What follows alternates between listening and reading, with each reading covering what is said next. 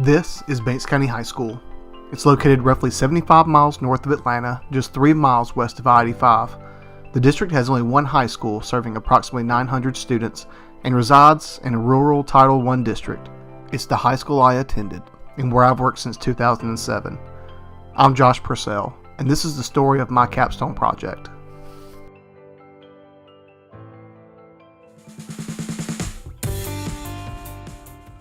Meet Chris. He's our district-wide digital learning specialist. In 2017, he asked 2 questions in a needs assessment survey that have provided me with more information than I first realized. When asked how techie are you, some teachers replied with the expected responses, giving their credentials, while others seemed put off by the question. The second question prompted teachers to say what they wanted technology to do. Teachers gave responses such as a desire to provide support for learning and extend learning by collaborating with others beyond the walls of the classroom. The first question appeared to put teachers on the defensive, while the second seemed to encourage them to imagine the possibilities. The county had recently begun a one-to-one Chromebook initiative. Since its inception, teachers had voiced that they were overwhelmed by where to start. Professional development had focused on Chrome extensions and some Web 2.0 tools, but they were not given examples of how they could effectively integrate these into their content and teaching practices. I decided that my capstone would be to provide professional development to support one-to-one Chromebooks.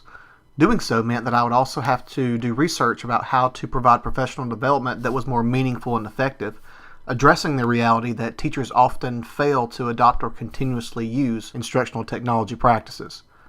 Some of the research I came across provided me with some guidelines I needed as I created my project.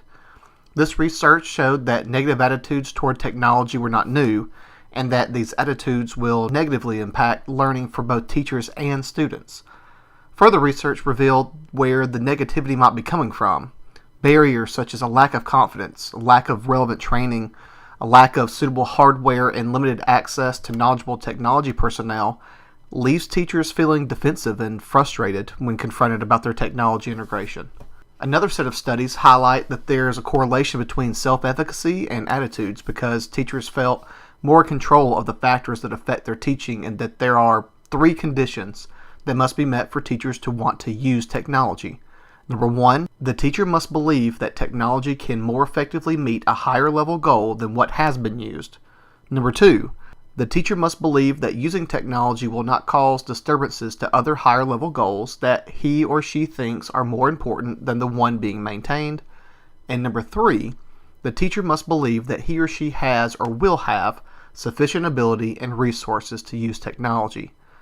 Looking back at the needs assessment results, teachers primarily wanted training to be in small groups and online. The majority of teachers also preferred for the training to occur on professional learning days, but a sizable group also indicated that they would be interested in training during department planning times. After a discussion with Chris, I decided that the best approach would be to provide small group training during common planning periods and create a professional development website with tutorials to provide teachers with online instruction as well. In ITEC 8500, I set about constructing a rationale and timeline for completing the capstone. I would start off in May distributing a survey to see how many teachers will be interested in participating in training on creating a Weebly website for their classroom. I would then spend the summer recording the online tutorials which would supplement the trainings I would conduct with teachers in the fall.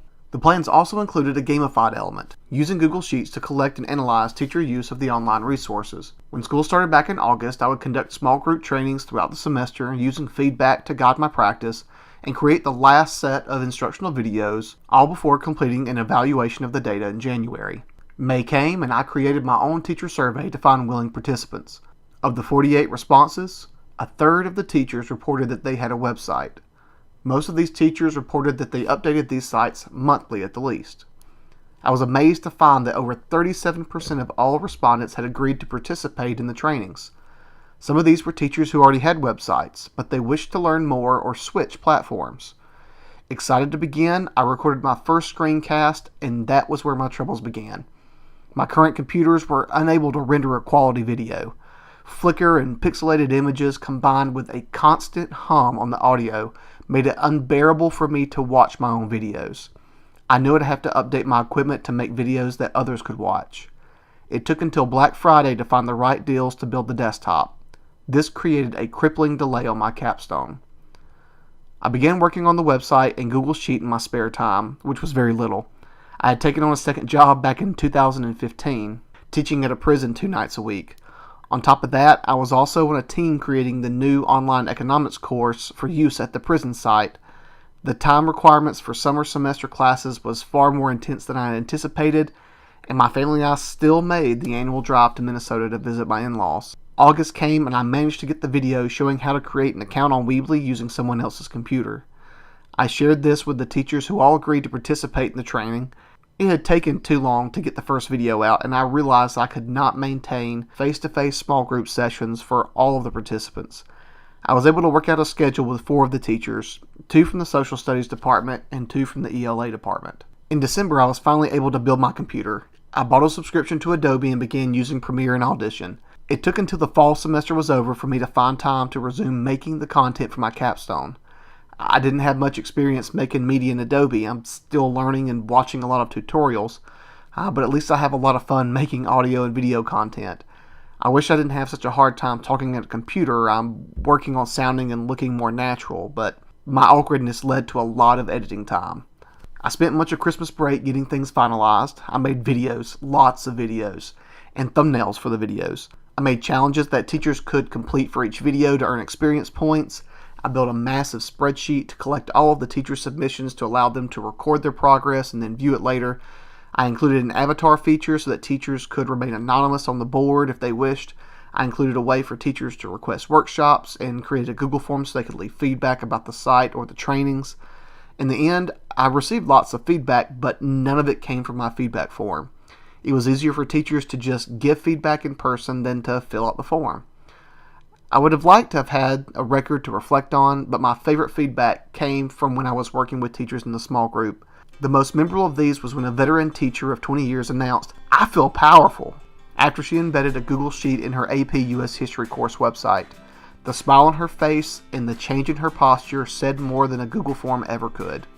There is a culture that has developed that makes providing professional development for technology difficult. There are some essential understandings I gained from the feedback I received. Number 1, working with teachers in small groups allows them to gain self-efficacy, helping to foster positive attitudes. Number 2, teachers also want to make resources for their own courses, so don't make the training a show about what you can do. Be an example and then get to being a coach. Number 3, teachers want the support. They're just not used to having it. And number 4, coaching is rewarding, but it's not an easy task trying to meet the demands that come with the title. The 2 biggest hurdles to overcome became providing the necessary support to help teachers achieve full technology integration and finding the time to do it all. If all teachers are not engaged in the use of instructional technology, students will not be encouraged to become digitally literate. Also, it is difficult for teachers to find time to acquire these skills. Other teaching duties necessitate the reality that training for teachers needs to be conveniently planned for them. In the future, I hope to continue providing resources and professional development sessions for my colleagues.